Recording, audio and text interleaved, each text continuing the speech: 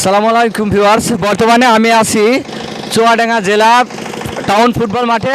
আপনারা অনেকেই জানেন যে আজকে চুয়াডাঙ্গা জেলা ওলামা পরিষদের উদ্যোগে ঐতিহাসিক মহাসম্মেলনের আয়োজন করা হয়েছে। এই ঐতিহাসিক মহাসম্মেলনে প্রধান মেহমান হিসেবে যিনি বক্তব্য পেশ করবেন, আজকে আমাদের সারা বাংলাদেশের একজন পরিচিত মুখ, সারা বাংলাদেশের পরিচিত মুখ এবং আলেম ওলামাদের উস্তাদ সমতুল্য জনাব আল্লামা মামুনুল হক সাহেব, তিনি কিন্তু আজকে এই চুয়াডাঙ্গা জেলা টাউন ফুটবল মাঠে বক্তব্য রাখবেন। ইতোমধ্যে যারা জানেন তারা অবশ্যই তো আসবেন, এবং আপনারা যারা এই ভিডিওর মাধ্যমে জানতে পারছেন, কে কোথা থেকে দেখছেন একটু জানাবেন, এবং আপনারাও আজকে এই চুয়াডাঙ্গা জেলার ঐতিহাসিক মহাসম্মেলনে আপনারা এসে